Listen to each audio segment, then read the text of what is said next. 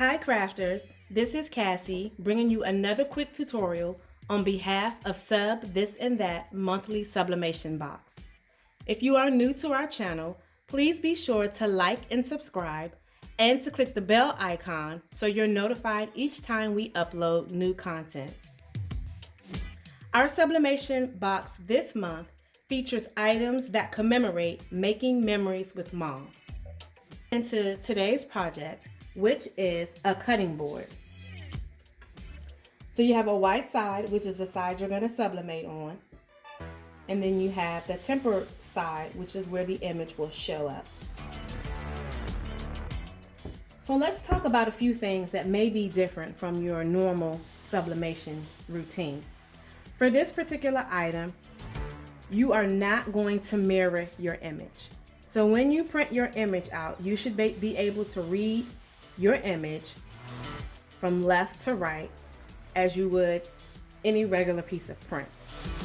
So remember, we're not going to reverse the image or mirror your image. So the next thing is you are going to press this item for a total of 5 minutes at 400 degrees. Yes, you heard right, 5 minutes. What does that mean? This is going to be extremely hot when you take it off your press. So one of the things I suggest is having a towel to place this on once you remove it from your press. So you can have this towel handy.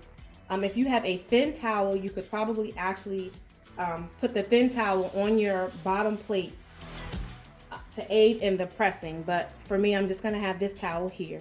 You don't want to take this off your press and set it on plastic. You don't want to set it on wood. You know, it's going to be extremely hot and you don't want to damage your furniture. So try a towel. It doesn't have to be this thick. This just happened to be what I had nearby. If you are a monthly box subscriber, last month you received these gloves in your box. Do not use these gloves to remove the cutting board from your heat press. These gloves are not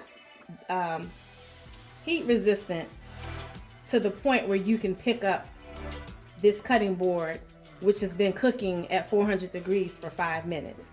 They do work on tumblers and things that aren't pressed for a great length of time, but do not use these. Instead, I suggest using either your oven mitts, whatever you use in your actual oven when you're cooking.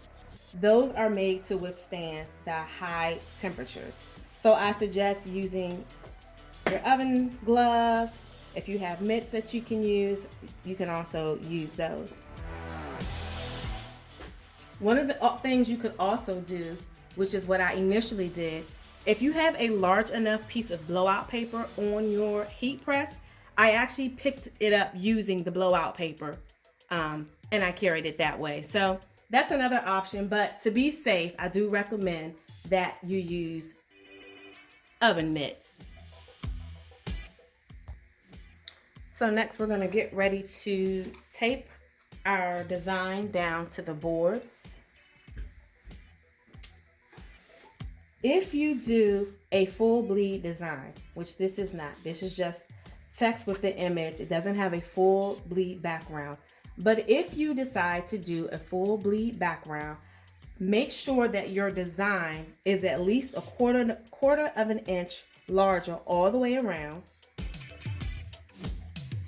so that the beveled edges, rounded edges here, also get sublimated with your background. So you need your design to be larger than the cutting board. I normally do that, but in this case, because it was just text, I decided to make it the exact length. So I'm just going to line this up, and the coated side is facing the image. That is the side you're going to sub on.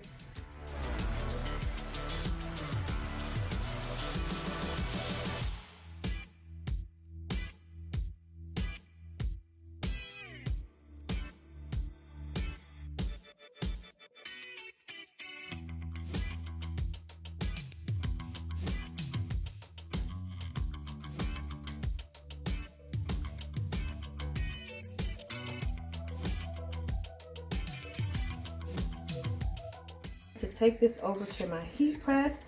We are going to make sure you have a piece of blowout paper down on your heat press.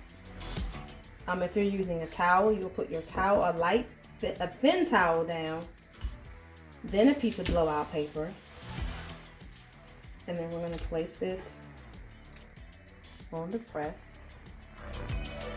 And again, we're going to do 400 degrees for 5 minutes, and we're going to do a light to medium pressure.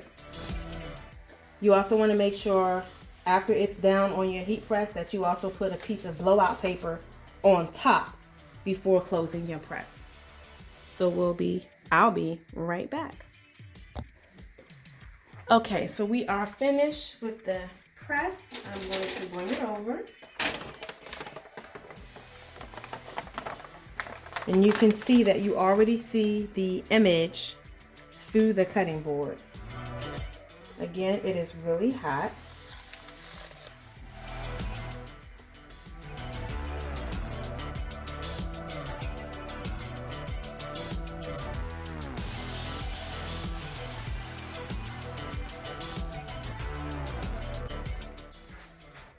So I will let this sit for a while, and while it's sitting, I am going to go over once again a few of the rules when you're sublimating on this cutting board. The first thing is, remember, do not mirror your image. You want your image to print out as any ordinary print would outside of sublimation. The next thing, if you are a monthly box subscriber, remember you do not want to use these gloves from last month's box to pick your cutting board up from your heat press. Use oven mitts, your oven gloves, your grilling gloves, or if you use a big enough sheet of blowout paper like me, I just carried it over just like that. You are going to press this 400 degrees for 5 minutes. Seems like a long time, but you can see from the results, it is perfect. The other thing I want to remind you, if you're going to do a full bleed image where your entire background is a color, take that off. Remember to make your design at least 1/4 inch larger all the way around so you don't cut off the rounded edges of the cutting board. When you place your cutting board down, you're going to place it down on the white side, which is the sublimation side. You're going to place that face down on your image. Normally when you sublimate, you normally have your substrate and then the design on top. For this cutting board, you're going to flip it in reverse. Your design is going to be on the bottom, and as you're pressing, you'll see the design start coming up on the top. So if you let's see, did I cover everything else? I think that's it.